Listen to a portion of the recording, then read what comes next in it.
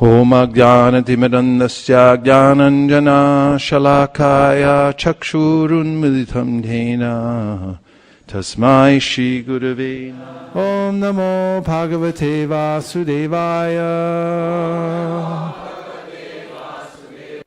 Narayanam Namaskritya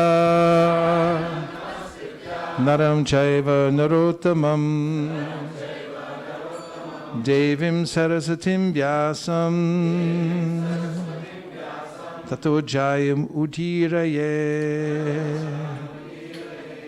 We're continuing our reading of the Srimad Bhagavatam. We're on Canto 10, Chapter 8. Lord Krishna shows the universal form. And today we're starting off at text number 1.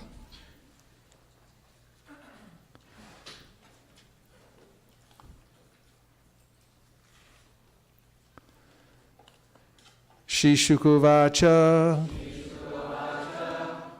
Garga Purohito Gargo Purohito Rajan Yadhunam Samahatapa Vrajam Jagamanandasya Vasudeva Prachodita. Someone?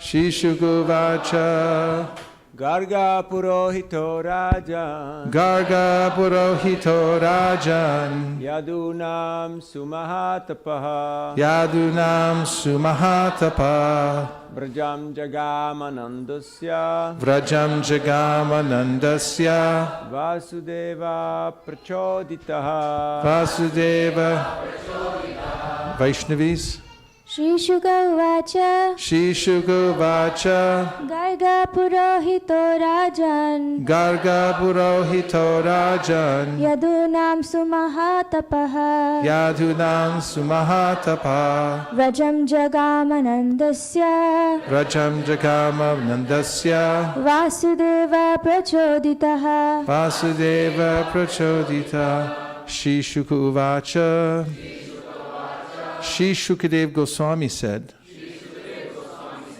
Gargaha, Gargamuni, Purohita, the priest, Rajan, O King Parikshit, Yadhunam, of the Yadu dynasty, Sumahatapa, highly elevated in austerity and penance,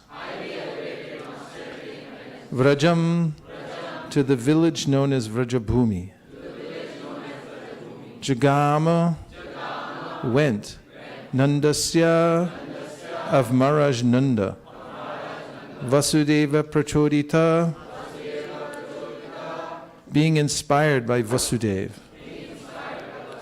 Translation, Shukadev Goswami said, in one second. Shukadev Goswami said, O Maharaj Parikshit, the priest of the Yadu dynasty namely Gargamuni, who was highly elevated in austerity and penance, was then inspired by Vasudeva to go see Nanda Maharaj at his home.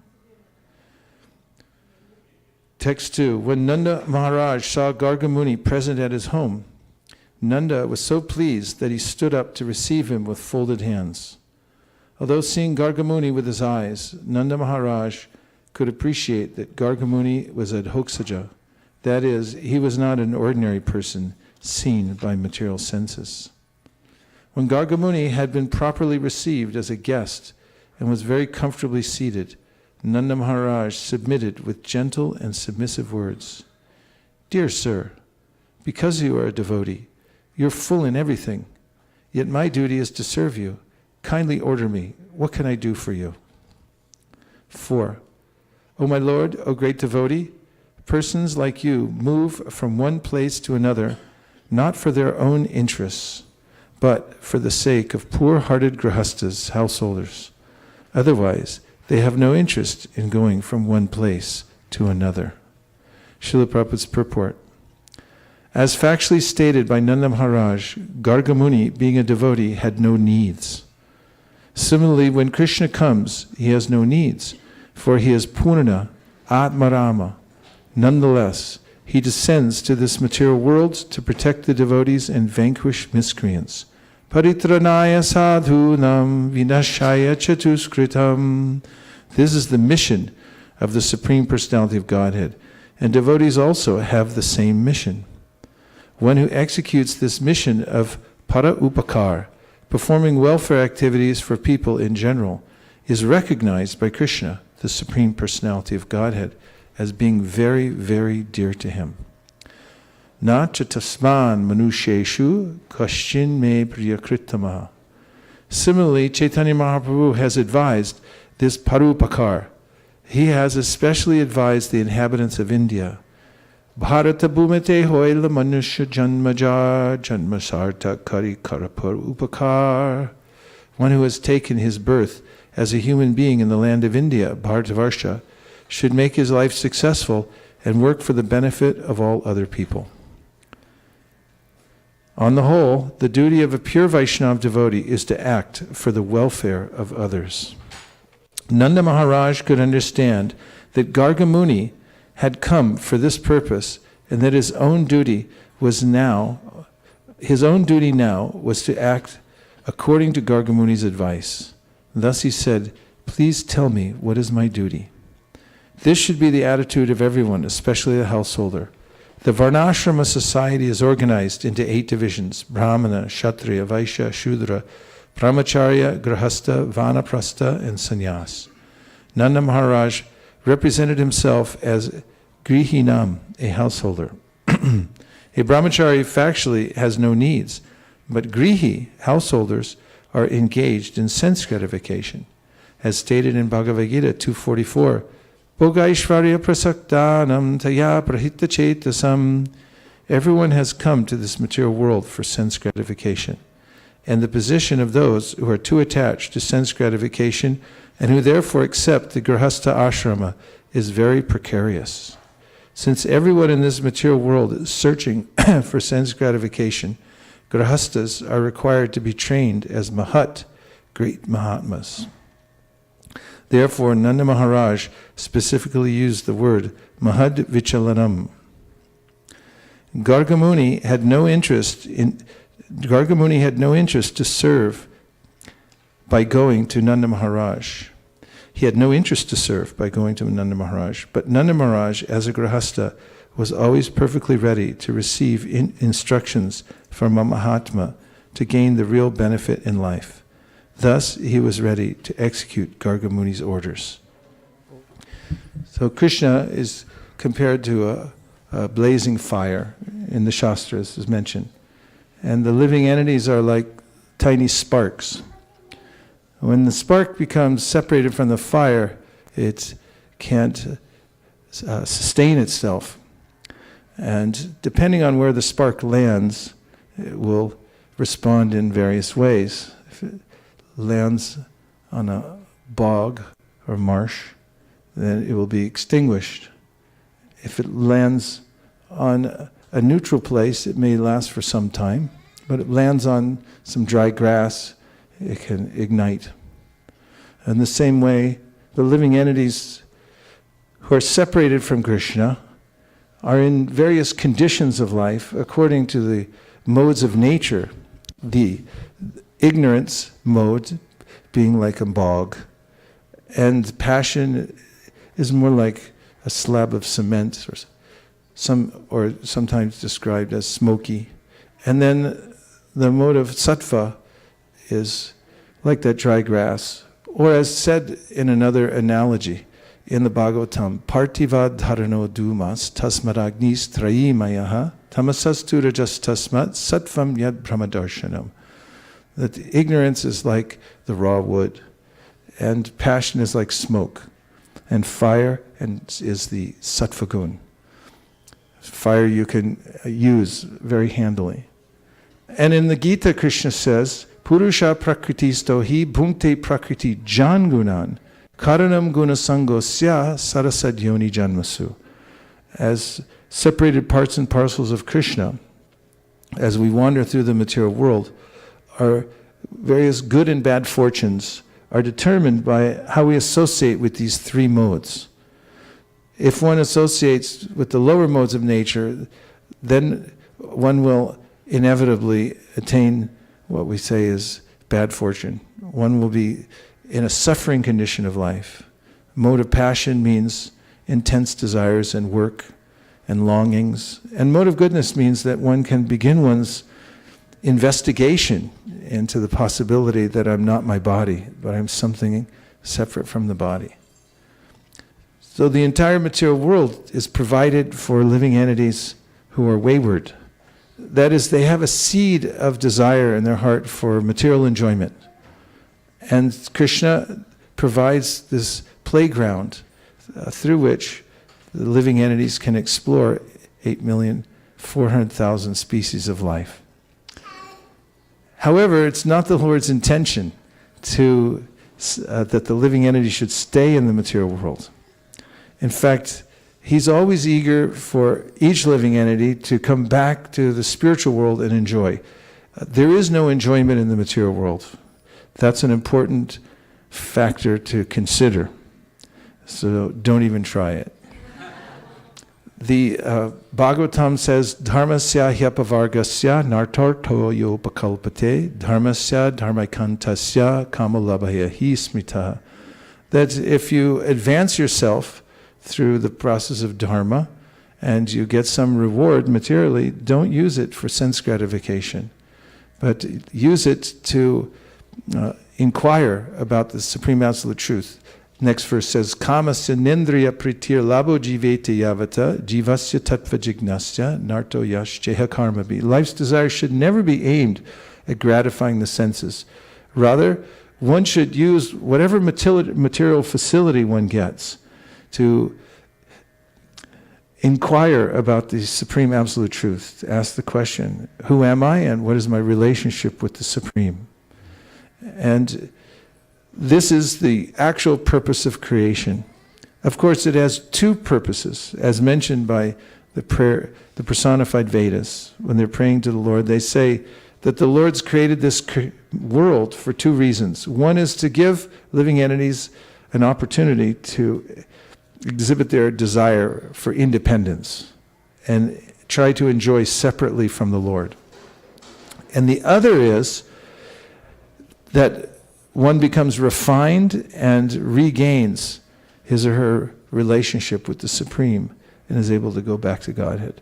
So Krishna is much more in favor of the second. In fact, he extends himself in many different ways in order to encourage us to go back home, back to Godhead, and not languish here in the material world. So one of the ways that he does that is through his devotees. The devotees know that the purpose of Krishna is to give everyone an opportunity to go back to Godhead, but that Krishna stays neutral himself. As he says in the Gita, Samoham sarvabhuteshu name dvesho stinapriya. E bhajanti tumam bhaktya mai te teshu chapyaham. Krishna says, I'm equal to every living entity, but if somebody worships me, then they enter into my realm, and I become very intimately connected with that person, and I reciprocate accordingly. Sometimes people say, why is God so cruel?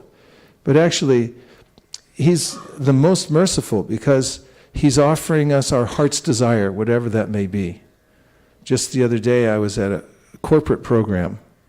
There were about 320 people there who wanted to hear some topic we were speaking about. And I asked them if they went out in the courtyard of their complex and there was a tree that was known to be a wish-fulfilling tree. That is, if you sit under this tree, it will fulfill any desire that you have. Do you have it in mind? I asked them to keep it in mind, that they have the tree in mind. Can you visualize it? And now you walk out the door and there's the tree. Everybody knows it will fulfill any of your desires. You with us? So now you sit under the tree. Are you there? What do you want? What's the first thing that comes to your mind? I see some of you praying very intensely, but it's something that I suggested to our audience, I may not think about. I may go through a whole day not thinking about what I really want. What is the purpose of life? If somebody asked me, sit under that tree right now, it's a wish-fulfilling tree, ask whatever you want, what would I say? Am I prepared for that? Everyone in the audience shook their heads like, I don't know, what should I ask for? We should have a seminar about this and what we should ask for. So Krishna says, I fulfill the desires of every living entity, and have been doing so since time immemorial. Which verse is that from the Sri Upanishad? Somebody from our Pandit circle, please take the mic. Oh, I know who can answer that. Anushri, it's your favorite verse. Saparya gachchakram akaham avranam asnaviram shuddham apapavidham kavir manishi paribhu svayambhur yatha tatta toratan vradadak chasvati bhyasamabhya. Bravo. So what part of that verse was I referring to? You can call a friend.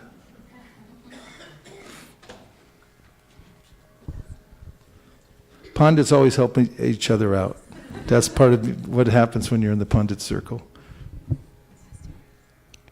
Chasvati bhyasamabhya. Means? Time immemorial. Has been doing what? Fulfilling desires. Of whom? All living entities. All living entities. Okay. Put it all together in one statement. You be the spokesperson, Gita Priya. Hold that right to your chin. That's what spokespeople do. Go for it. The Lord has been fulfilling everyone's desires since time immemorial. That is correct. That is a correct statement, and it's absolutely true. And we know that because it's in the Sri Upanishad. Correct? Pundits? Say yes. Yeah. Okay, confirmed. So Krishna has been fulfilling the desire of every living entity since the time immemorial.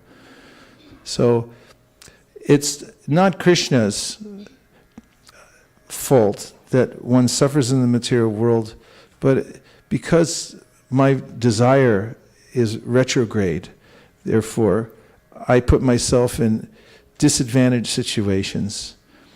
So the process of Krishna consciousness means to get refinement of my desires.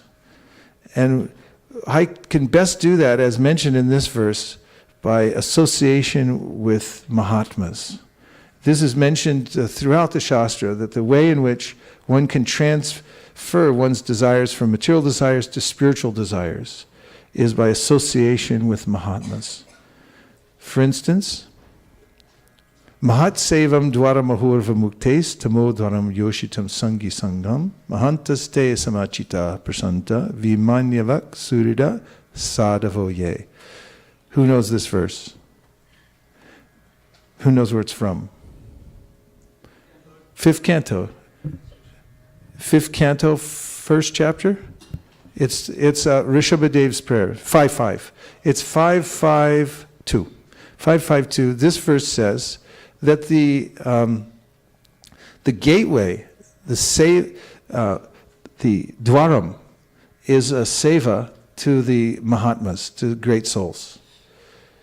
So if you serve great souls, then you open up the gateway to the spiritual world. And in this verse we find today that there's a relationship between Vasudeva and Gargamuni. Vasudeva, in the position of a grihastha, is playing the role of a very humble person, and Gargamuni, as the learned Brahmin, has come there, and Vasudeva is inquiring from him very submissively. And where in the Gita does Krishna say that this is the process to come to full knowledge? Okay, microphone.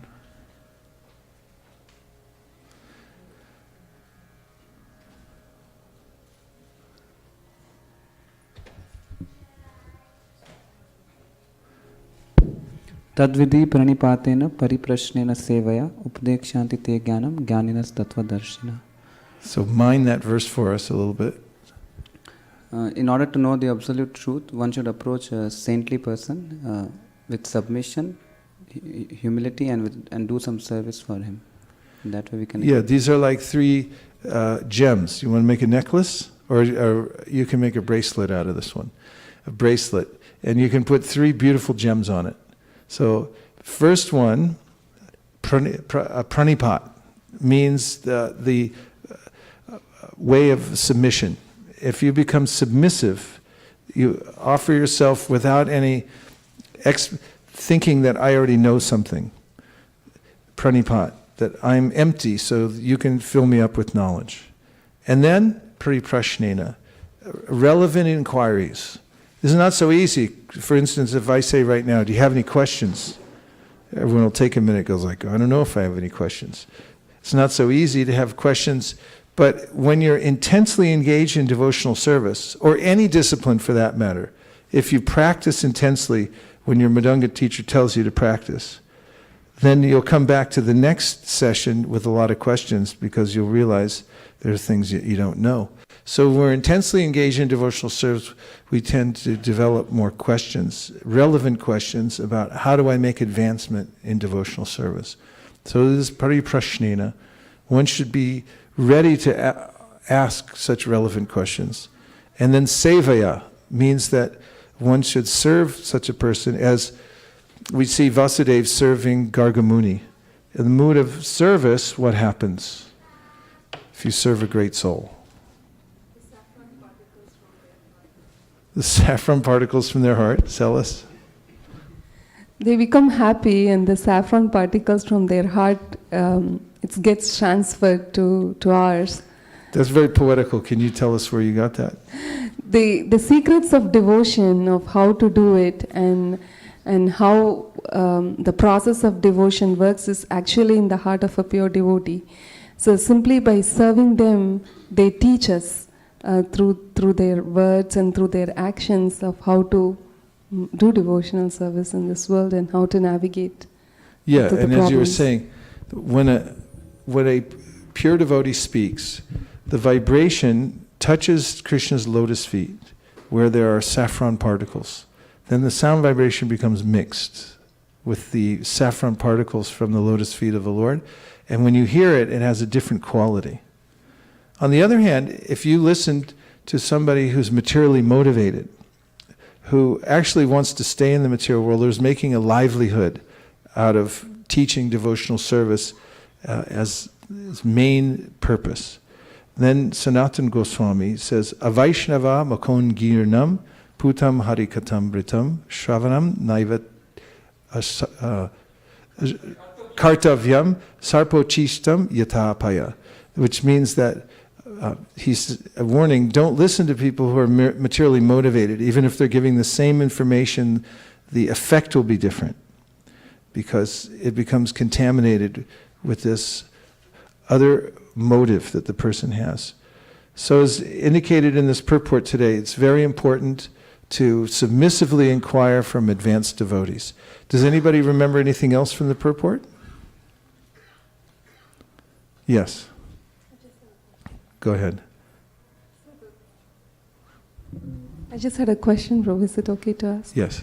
You just mentioned how the effect will be different if we listen from a materially motivated person. So, but in our day-to-day life, we do hear from them. So, most of the time we hear from them more than we hear from a Vaishnava. So, from a pure devotee. So, how does that affect? Like how do we avoid that? Day-to-day life is different from sitting and inquiring from someone about the absolute truth or listening to a talk on Srimad Bhagavatam. Day-to-day life means that we have duties to do. Am I correct? And while you're there, you have to have exchanges of knowledge and information and even pleasantries. And in those cases, because one has to do one's duty, one's mood is different. For instance, someone says, you should do this, you should do that. Do they ever say that? Yeah. then you say, yes, sir, very good, sir, thank you very much. And you go on with your duty. But when one's listening to spiritual discourse, one's opening one's heart and mind to that particular vibration. So the Shastra says, be very aware of who your source is and who's speaking it and what their motive is. Because in those situations, not only will the speaker have an effect, but also the kinds of associates that the person has and what happens in the intermission, everyone talking about a particular concept of the absolute. For instance, if someone thinks God is impersonal, and the teacher thinks that way also, then most of the students will think in that way. And as one is discussing with those who are also attending these kinds of lectures, then one will be absorbing that kind of association. So it just means that we're highly susceptible to our environment and to what we hear. So in times when we're not doing our official duty, we should be selective in how we hear, who we hear from, because that will determine how much we're able to advance in spiritual practice, the quality of the sound vibration that we hear. Yes, Prabhu. Sundarananda.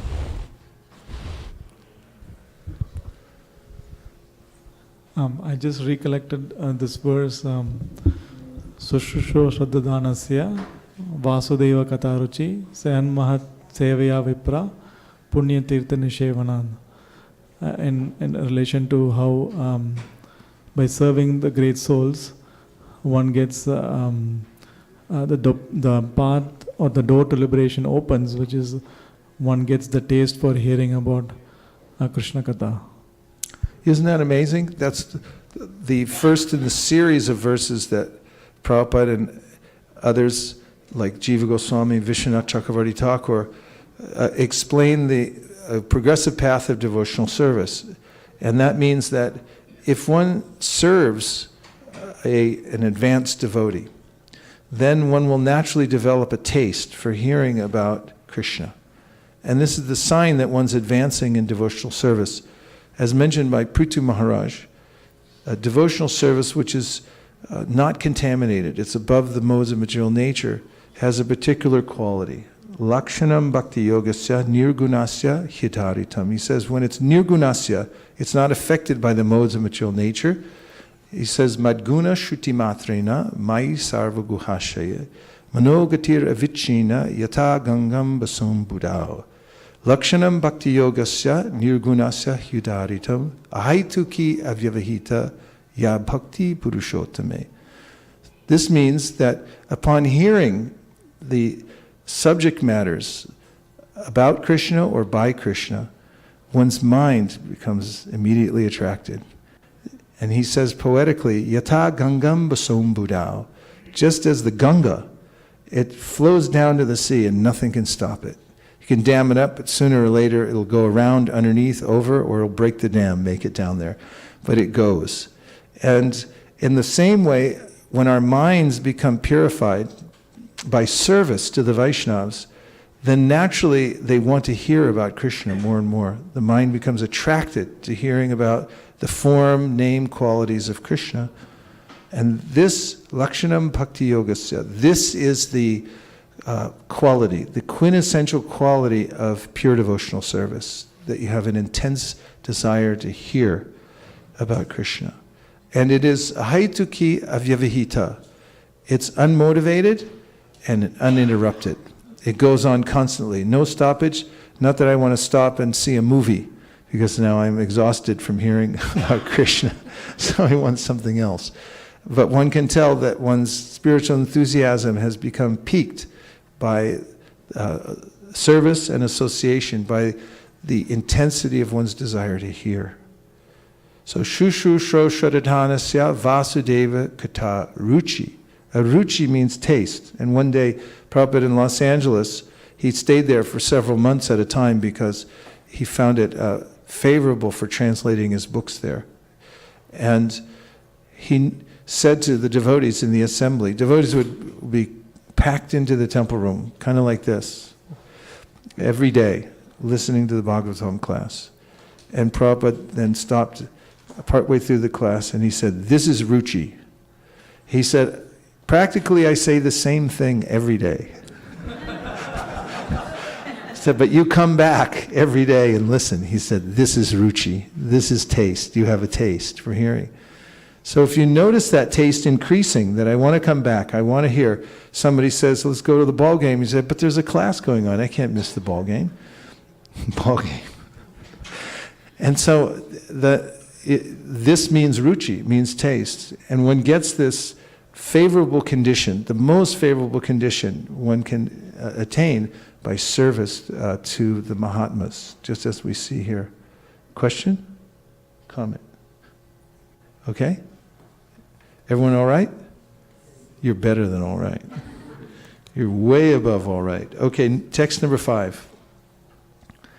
O great saintly person, you have compiled the astrological knowledge by which one can understand past and present unseen things. By the strength of this knowledge, any human being can understand what he has done in his past life and how it affects his present life. This is known to you. So this Vasudeva is specifically, the context is that his child was recently born, and now this is what one does in this culture at the time of birth, is give a name to the child and also look at the astrological chart, say what are the proclivities of the child, what periods of life are likely to be accented by particular things. And Gargamuni, a very powerful pundit and astrologer, now he's asking the right person about this. So here's the purport. The word destiny is now defined. Unintelligent persons do not understand the meaning of life. Who do not understand the meaning of life are like animals. Animals do not know the past, present, and future of life, nor are they able to understand it. But a human being can understand this if he is sober. Therefore, as stated in Bhagavad Gita 2:13, dhiras tatra namuhyati. A sober person is not bewildered. The simple truth is that although life is eternal, in this material world one changes from one body to another. Foolish people, especially in this age, do not understand this simple truth. Krishna says, Dehinosmin yata dehe kumaram yovanam jara tata dehansara praptir tiras tatra nabhuyati. As the embodied soul continually passes in this body from boyhood to youth to old age, the soul similarly passes into another body at death. The self-realized soul is not bewildered by such a change. Krishna, the greatest authority, says that the body will change, and as soon as the body changes, one's whole program of work changes also. I read that again. It may sound ordinary, banal, but actually consider the fact that your whole program of work gets changed when you change your body. It says, and as soon as the body changes, one's whole program of work changes also. You get reassigned.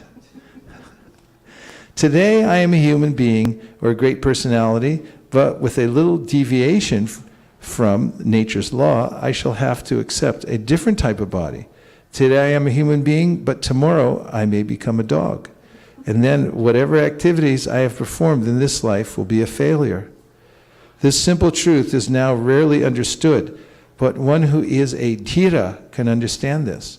Those in this material world for material enjoyment should know that because their present position will cease to exist, they must be careful in how they act.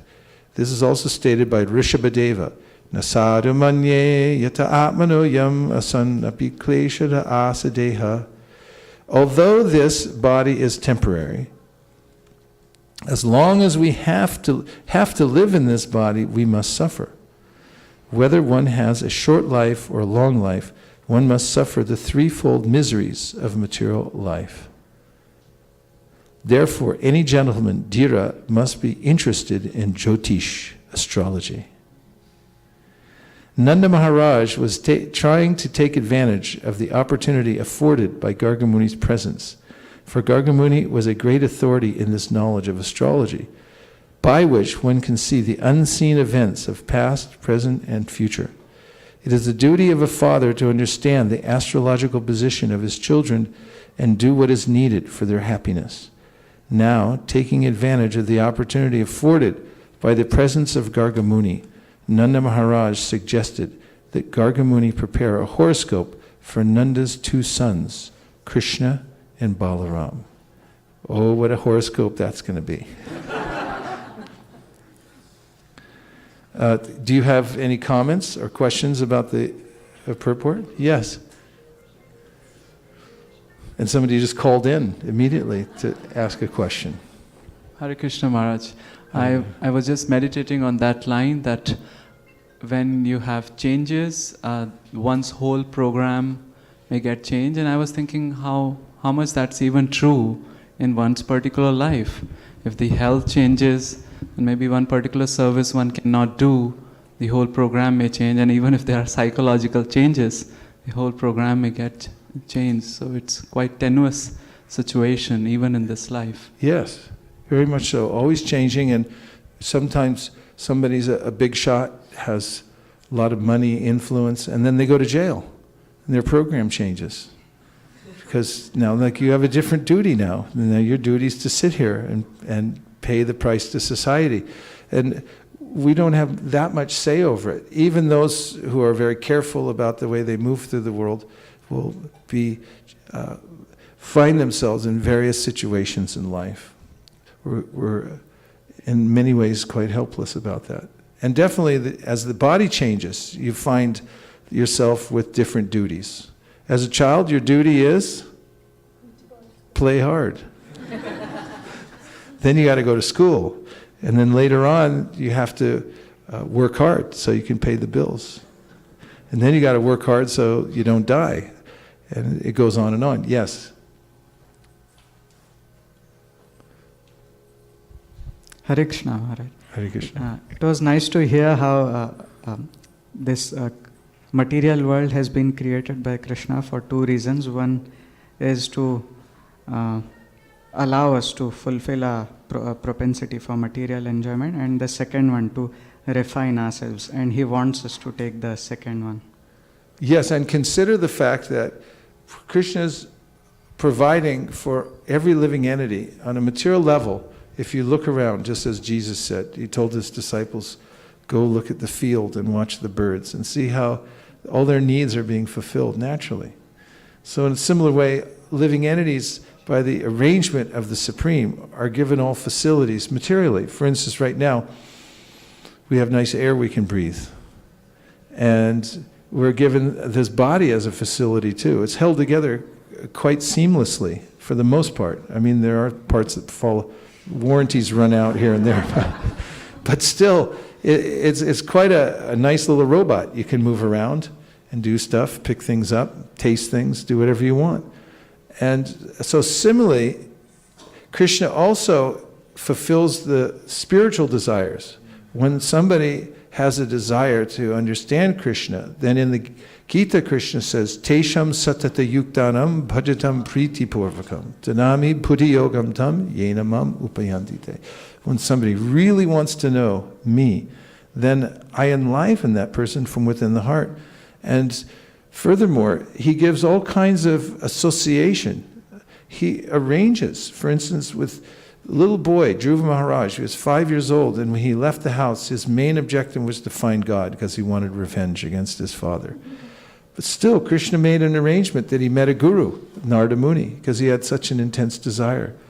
And Prabhupada brings up the point that Narada Muni had overheard his conversation with his mother, and then asks the question, how is it, if he wasn't there, how he overheard it? And one of the answers he gives is that Krishna is within everyone's heart, and he notices what your desires are. And if specifically you want to know him, and you want to know the absolute truth, then he makes arrangements for you.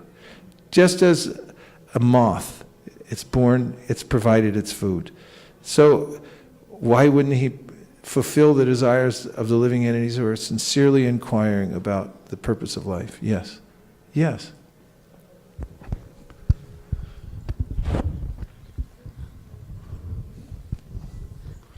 Prabhu, I was just thinking of one of the reflections that you were talking about, that Kalpa Vriksha tree. Did you decide what you want? I've been doing a lot of research about mind and thinking about all the books possible, reading and trying to understand. So I was just thinking that I felt that the secret of all the secrets is just to control, but to control the mind. And I was thinking that if I have a chance to sit under the Kalpa Vriksha tree, I would surely pray to Krishna that I want to be able to use my mind to just only think about you. All my thoughts should be filled about serving Krishna and Radharani.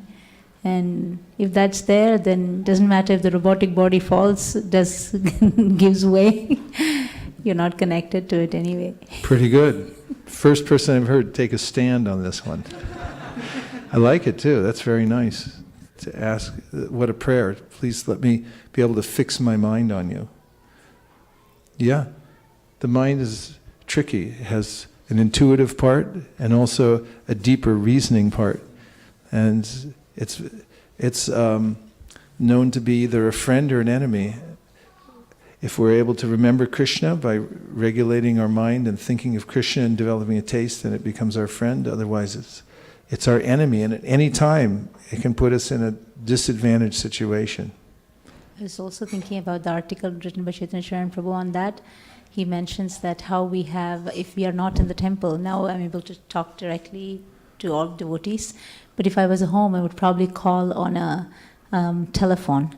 And a telephone is needed only if I am not here in person. So he's comparing the telephone to be the mind. So material mind is needed. So when you go to the spiritual world, you don't need that material mind because you're directly in contact. So that explanation was so beautiful. So I was just thinking that, it's just that, because you have to improve your consciousness to such an extent that you don't need the material mind. Thank you. Very important.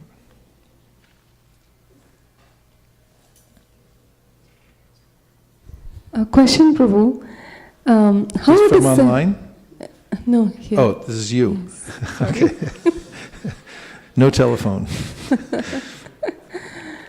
I was really surprised how Prabhupada says that any gentleman, Dhira, must be interested in astrology because no matter what we do, death is certain and like sometimes it feels that it's better not to know because you can just depend on Krishna for everything. But then people put so much complexities and things like that. So how do we take this? How Dhira? It's a practical matter. It's just like if you're going to Toronto, you want to know what's the weather in Toronto.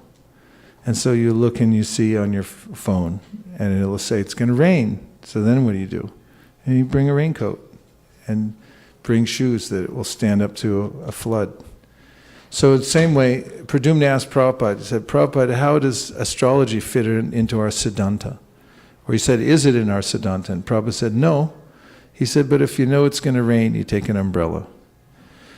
So really, in these pastimes, when there are material sciences being employed in the Leela of Krishna, it's a very sweet thing because actually Krishna is the Supreme Personality of Godhead. Even Chaitanya Mahaprabhu played around with this because an astrologer came to his house and he said, Mahaprabhu asked him, Nimai, he said, tell me, read my chart, tell me what. So the astrologer looked at his chart, because so Nimai Pandit, he's an incarnation of Krishna.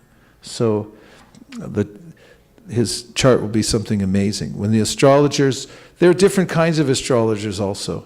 Some of them are, they develop a kind of an intuitive sense and also deep kind of mystical insights.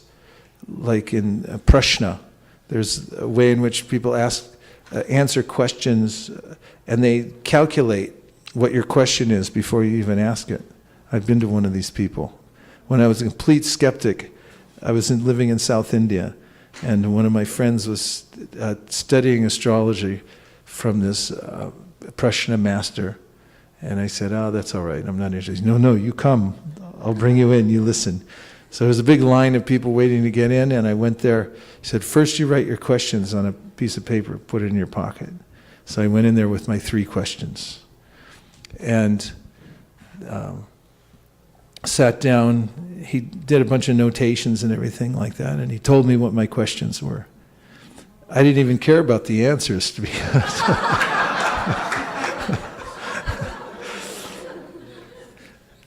Anyway, there are material sciences, and there are also some mystic powers that people can develop to understand something, some little thing about how the material nature works and so forth. But in the pastimes of Lord Chaitanya Mahaprabhu, when the astrologer came, Mahaprabhu said, so tell me, what was I in my last life? And so the astrologer began looking, and he was stunned. He saw Krishna. You're the absolute truth. He's the source of all material and spiritual energies, and the controller of both the material and spiritual world. He saw the devas coming, offering prayers and so forth. So he came back to Mahaprabhu after he'd done this reading and said, you're the absolute truth, the Supreme Personality of Godhead. I've seen it very clearly. And Mahaprabhu said, you must be mistaken, because I know in my last life I was a cowherd boy. Because I worshipped cows, it was very pious. I got this birth in a Brahmin family in my next life. So there are various rituals. Also, we'll hear Yashoda was performing in different ways, purificatory rites and so on. And in relationship to Krishna, these things are all sweet. But as far as our Siddhanta goes, Srila Bhaktisiddhanta Saraswati Thakur was a famous astrologer. But he didn't integrate that into the presentation of the Siddhanta, although it gives some perspective of how the energies of the material world are working, how fantastic are the energies of the Lord. And as a practical matter, if you see something, then you can take advantage of it to a certain degree. But devotees ultimately, as mentioned in the end of the 8th chapter of the Bhagavad Gita, Naite Sriti Partha Janan Yogi Muyati Kashchana Tasmat Sarveshu Kaleshu Yoga Yukto Bhavarjuna. And that means it's a culmination of the instructions Krishna is giving about various times at which the yogis try to leave the world, to calculate, leave this time, leave that time, and in general, calculating how to do things, and to do it most auspiciously.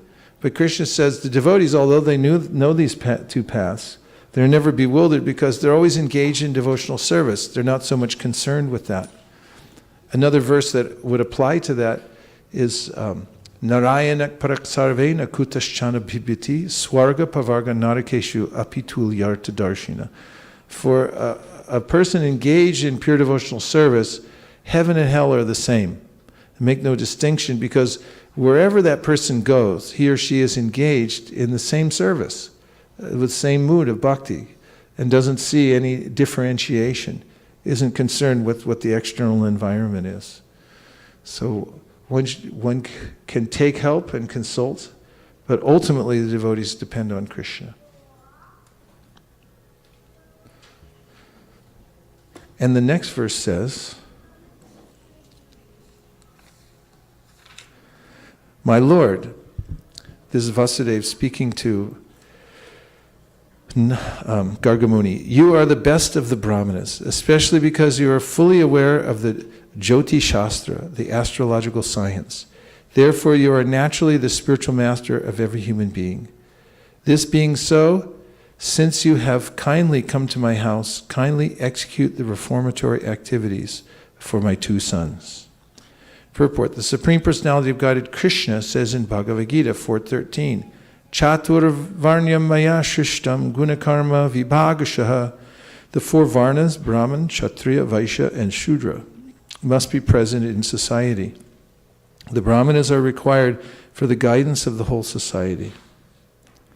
If there is no such institution as Varnashrama Dharma, and if human society has no such guide as the Brahmana, human society will be hellish. In the Kali Yuga, especially at the present moment, there's no such thing as a real Brahmana, and therefore society is in a chaotic condition. Formerly there were qualified Brahmanas, but at present, although there are certainly persons who think themselves Brahmanas, they actually have no ability to guide society. The Krishna consciousness movement is therefore very much eager to reintroduce the Varnashram system into human society so that those who are bewildered or less intelligent will be able to take guidance from qualified Brahmanas. There's a sort of a replica of this idea we have in our modern society, in which university professors have tenure. It means that when you reach a certain position of trustworthiness in your job as a professor, then you're given the assurance that no matter what you teach, no matter what you say, you won't be fired. You can't be fired. Of course, I've seen recently, it's sometimes reversed. But when my parents, they were both professors, I remember it was a big topic about whether you were tenured or not. And they were, if you had tenure, then basically you're free to teach. Brahmanas are supposed to have the freedom to teach without being persecuted in any way. And they're very necessary for somebody who's not being paid by anybody else. Even nowadays, I see politicians, some of them are advertising, I don't take any PAC money. That means they don't take any money from these huge corporations where they're actually bought and sold. So people will then consider what they're presenting. Oh, hi, Bhaktivatsal. With presenting that it could be more truthful because they're not owned by anybody. They don't owe anybody a favor. This is the idea of Brahmins. They're supposed to be avowedly truthful, completely pure. They don't have any possessions, so they don't have a chip in the game. So they're not really interested in anything except for the truth. That's the qualification of Brahmanas. So when you have Brahmanas don't want to rule anything, but they give advice to those who do have that spirit of rulership. And so it's extremely important to have Brahmanas. So in the scheme of Varnashrama, everything in the world comes from Krishna originally. Shloka book, look up 11th canto. What are the two verses that talk about how the Varnashram comes from the Supreme Person? Ya Esha Purusham Sakshat Mukha Bahuru Parebhya Purushasyasamai Saha Chatvaro Jagnire Varna Gunai Vipra Daryo Pratak. This verse says that the four varnas and ashrams emanate from the universal form of the Lord. So the entire creation is Krishna, and there's a universal form. So Mukha Bahuru Parebhya. So this is describing some from the face.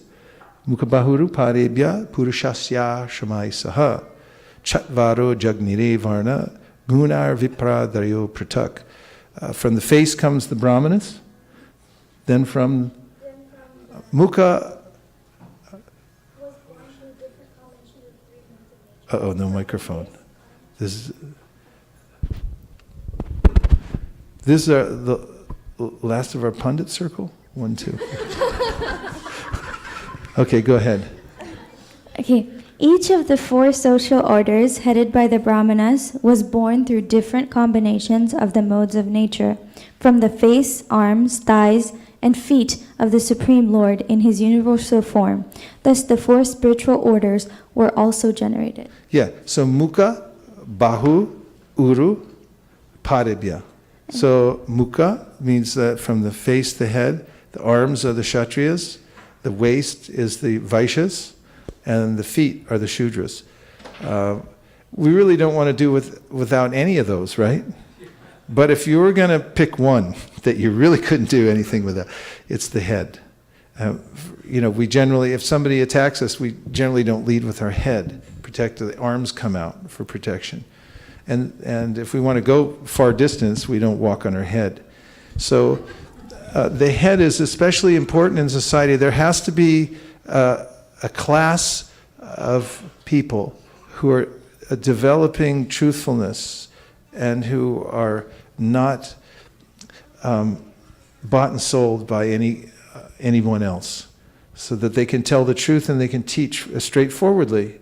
And the Kshatriyas, those who are ruling society, they're like the arms. They're meant to protect everybody so that they can do their duties properly. And those people are supposed to be informed by the Brahmanas so that they can be properly directed.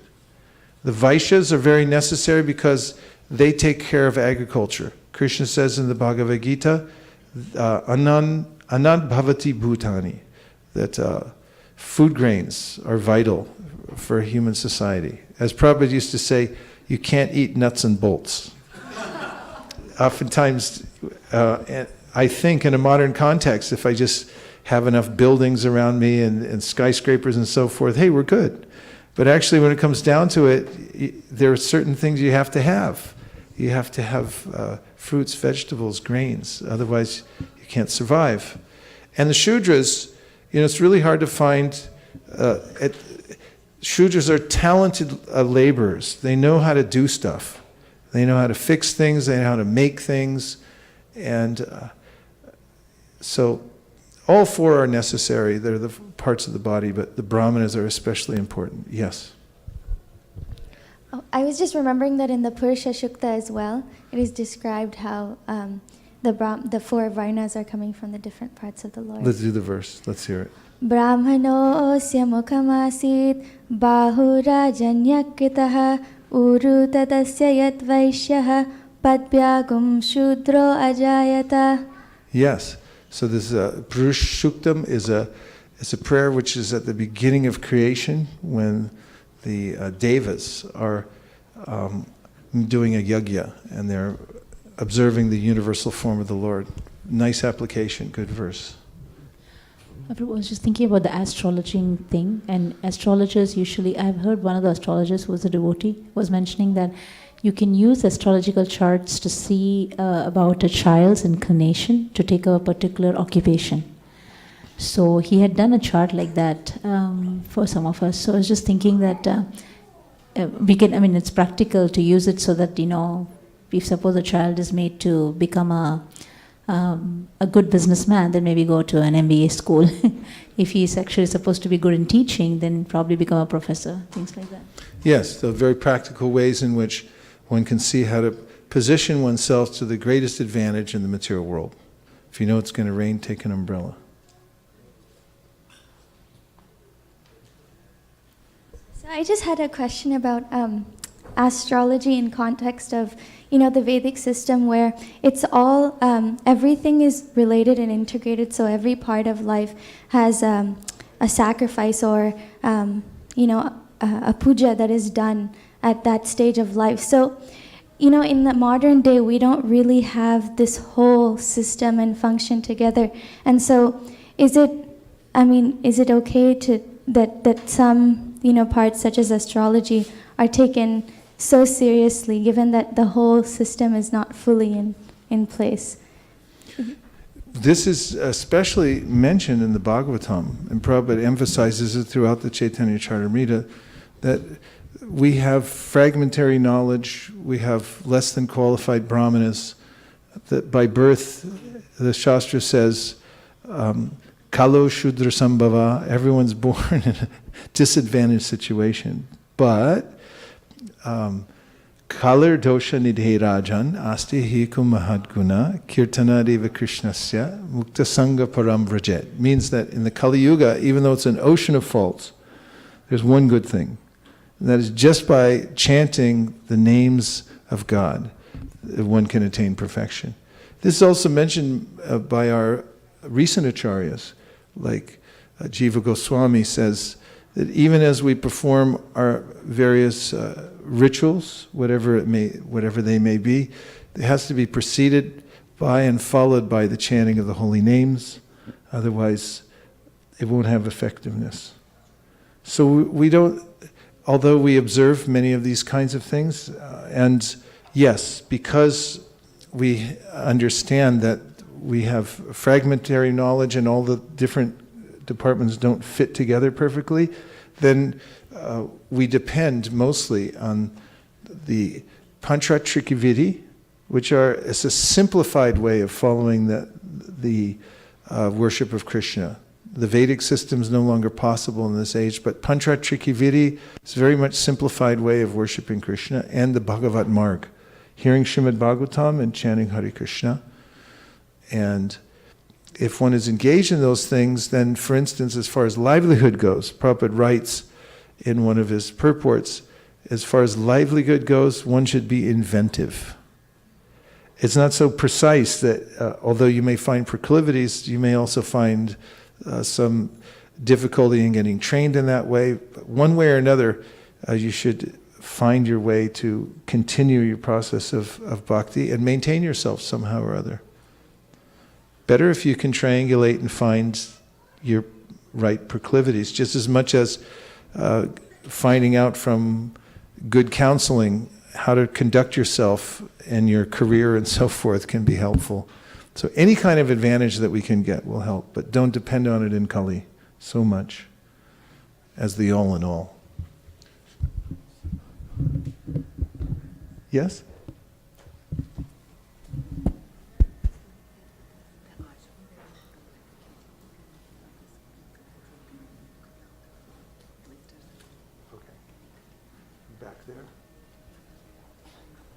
Okay, so if you have a bag that you've stored in the galleyway, in the breezeway, in the back, that's that little hallway back there, then now's a good time to retrieve it and keep it with you, because we have a lot of guests starting to come in, and we need the space back there.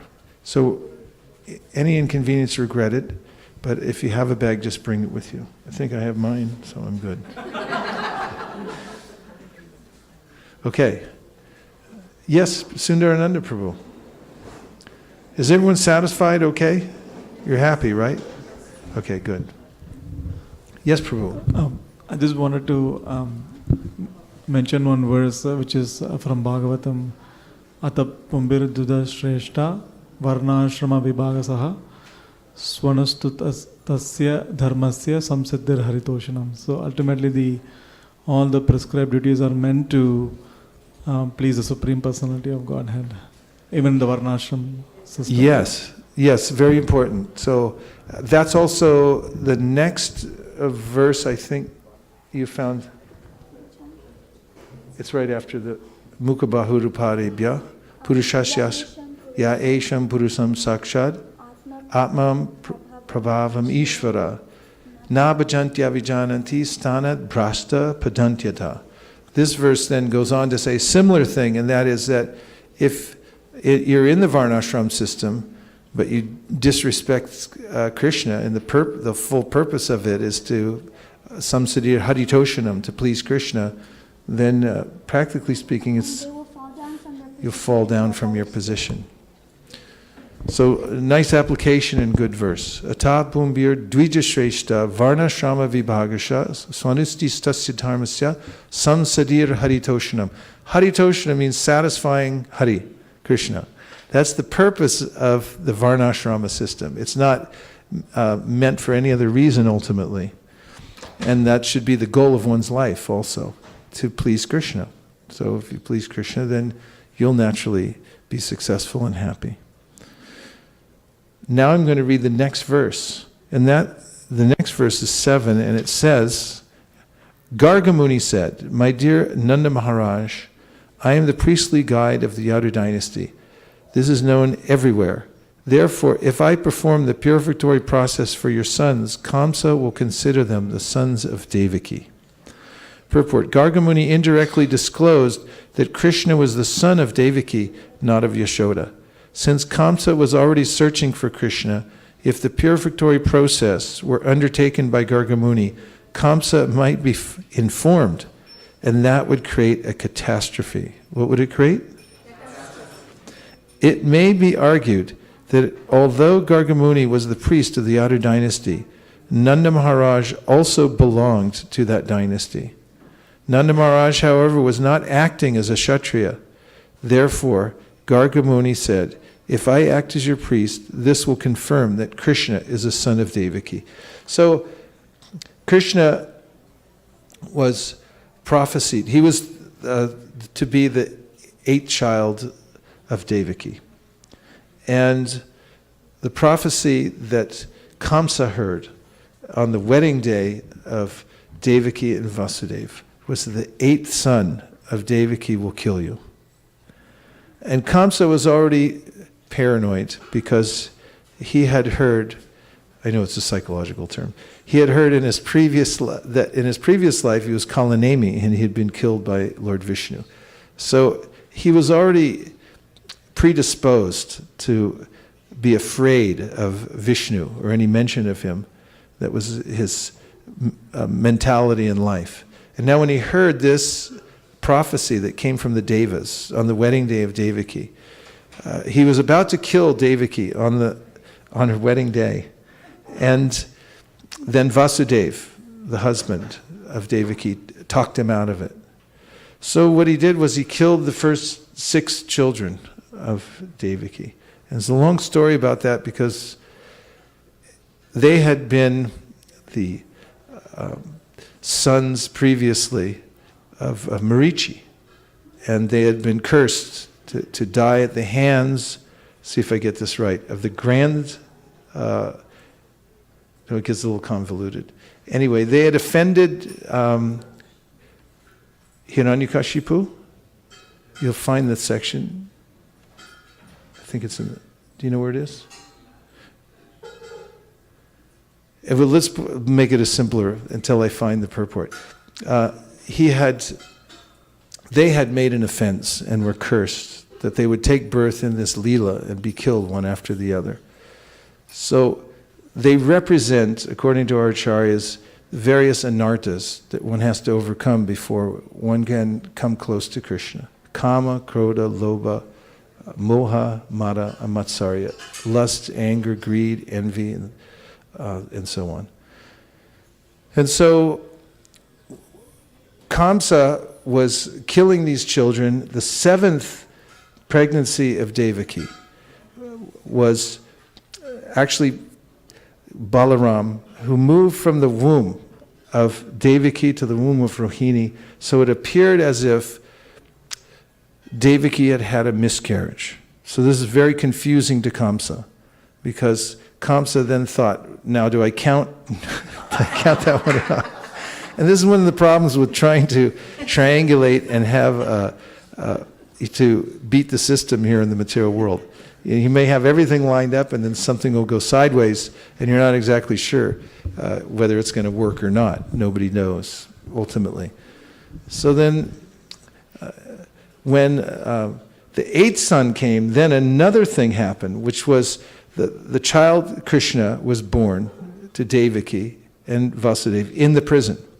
But he was transferred then by the help of Yogamaya. I know to anybody who's hearing this for the first time, it may sound very confusing, but Krishna's leelas, pastimes, are very intricate. He likes to do a lot of things at the same time.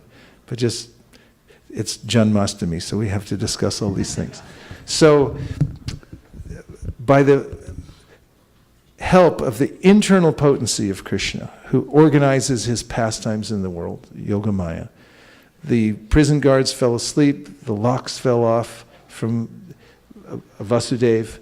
He was able to take his child, who first appeared as Lord Narayan with 4 arms, ornamented and so forth. He offered his prayers, so did Devaki. And their prayers really were, could you transfer yourself into a small child so that Kamsa doesn't realize that Krishna has been born? They were full of fear for the life of their son. At the same time, they were recognizing that he's the Supreme Personality of God. So there's this dichotomy going on when Krishna appears in the world. There's an affection that the parents have, thinking that he's born. Actually, he's not born, because he's eternal. He has a spiritual body. Doesn't appear in the world like an ordinary child.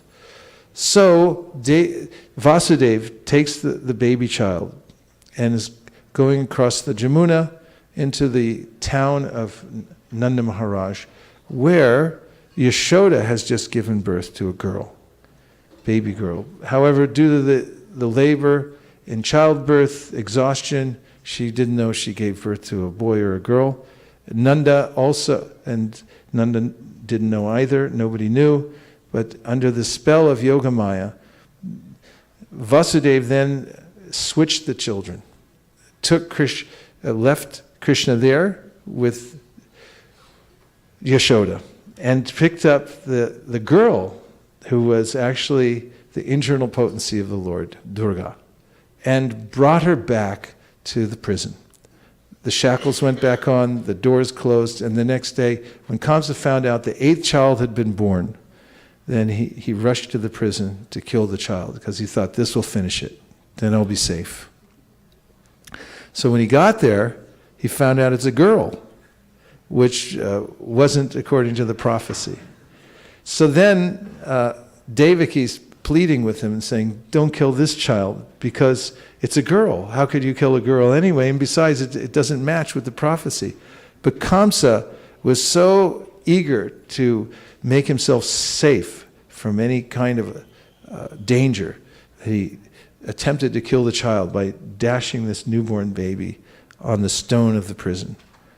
But she flew up into the sky above him and revealed herself as the internal potency of the Lord and said, Kamsa, you're a fool. And Kamsa then developed deep respect for Devaki because demons generally worship Durga, the potency of the Lord, Durga or Yogamaya. She's the same, only she acts differently in different circumstances. But demons are found to worship the potency and not the potent. So then he released Devaki and Vasudeva and said, okay, everything's okay now. And please forgive me for all the atrocities that I've performed. And when he went back to his ministers, they all said, what did you do?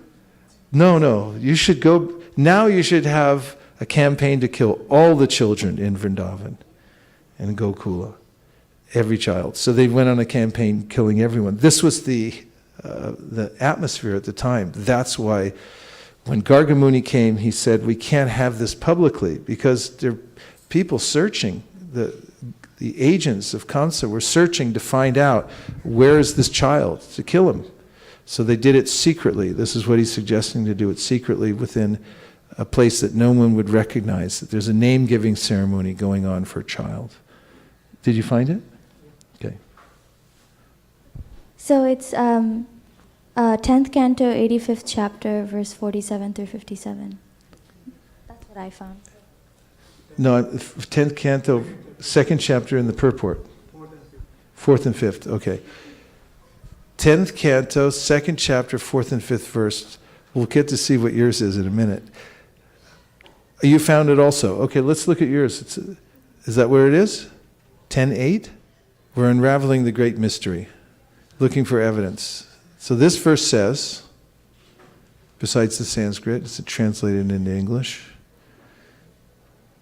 Some of their relatives, however, began to follow Kamsa's principles and act in his service. After Kamsa, the son of Ugrasena, killed the 6 sons of Devaki, a plenary portion of Krishna entered her womb as her 7th child, arousing her pleasure and her lamentation. That plenary portion is celebrated by great sages as Ananta, who belongs to Krishna's 2nd quadruple expansion. In the purport? This purport? Some of the chief devotees, such as Akrura, stayed with Kamsa to satisfy him. This they did for various purposes. They all expected the Supreme Personality of Godhead to appear as the 8th child as soon as Devaki's other children were killed by Kamsa, and they were eagerly awaiting his appearance. By remaining in Kamsa's association, they would be able to see the Supreme Personality of Godhead take birth and display his childhood pastimes, and Akrura would later go to Vrindavan to bring Krishna and Balaram to Mathura. The word Paryupasate is significant because it indicates that some devotees wanted to stay near Kamsa in order to see all these pastimes of the Lord. The 6 children killed by Kamsa had formerly been sons of Marichi, but because of having been cursed by a Brahmana, they were obliged to take birth as grandsons of Hiranyakashipu. Kamsa had taken birth as Kalanemi, and now he was obliged to kill his own sons. This was a mystery. As soon as the sons of Devaki were killed, they would return to their original place. The devotees wanted to see this also. Generally speaking, no one kills his own nephews, but Kamsa was so cruel that he did so without hesitation. Ananta Sankarshana belongs to the second Chaturvyuha, or quadruple expansion. This is the opinion of experienced commentators. And what do you have? So this translation says, O Lord of the Daityas, this is 10:85:47 through 57.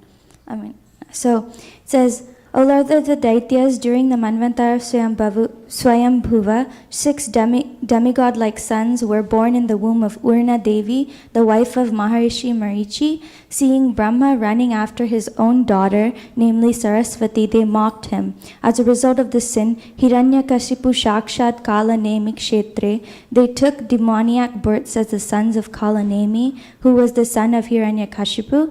Again from there, they were forced to take birth in the womb of Devaki through Yogamaya and killed by Kamsa. Mother Devaki is mourning for them, considering them to be her own sons.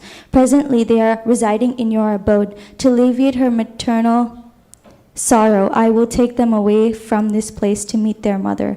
Finally, they will go back to the planets of the demigods, having been freed from their curse and from lamentation. These 6 sons of Marichi, namely Smara, Udgita, Parishvanga, Patanga, Kshudrabhrata, and Grini, will eventually attain the supreme abode by your mercy. Was that the purport? That was a translation. That was all translation. Yeah. Okay, so we have 2 places that refer to that.